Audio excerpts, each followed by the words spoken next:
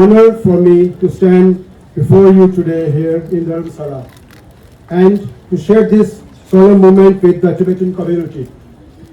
We have gathered here today to remember Ranjan Loga, a man whose life was deeply connected with the Tibetan cause and whose final act has left a profound sense of grief and reflection among Tibetans and the people who stand solidarity with them. On the 1st of July 2026, China brought into force its so-called law for promoting ethnic unity and progress. Just one day later, on 2nd July 2026, outside the United Nations headquarters in New York, Ranjan Loga carried the Tibetan national flag and set himself on fire in protest against the policies that he believed were destroying Tibet, its religion and identity. He was taken to hospital but sadly passed away the same day in the evening. His death is deeply painful for all of us, but today I believe we must look beyond the tragedy of his final act and listen to the message he wanted to deliver to this world. Ranjan Loga spoke about the importance of Tibetan language, religion and culture. He spoke about the responsibility of Tibetans living in exile to do more for their people. And he emphasized the importance of Tibetans standing together as one people beyond differences of religion, tradition and background. That message of unity is something all of us can understand.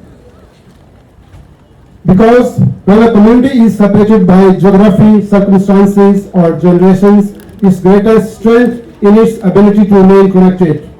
And that connection is built through language, through culture, through tradition, through faith, through education, and above all, through shared sense of identity and responsibility.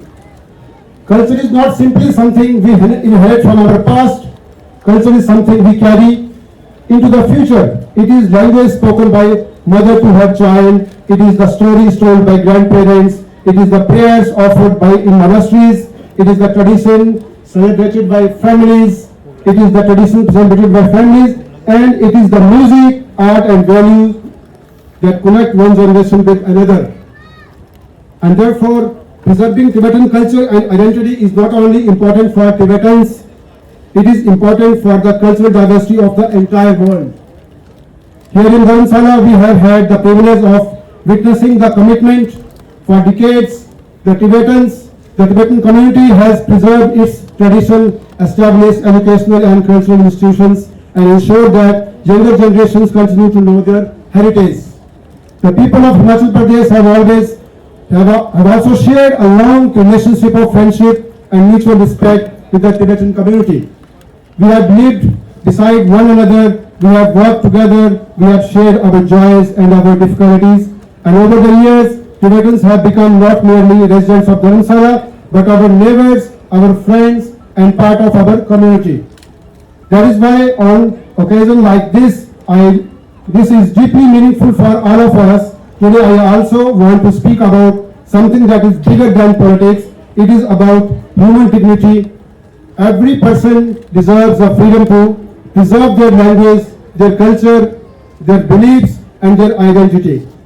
Every community deserves to have its concerns heard. And every human life is precious. That is why we should never allow a situation to develop where a person feels that sacrificing his or her own life is the only way to make the world listen. We should work for a world where people can express their concerns peacefully, where differences can be discussed through dialogue, and where human life is valued above all else. This is why the principle of peace, compassion and non-violence are so important. They do not represent weakness, they represent moral courage. And these principles have been at the heart of message of His Holiness, the great 14th Dalai Lama has shared with this world for decades.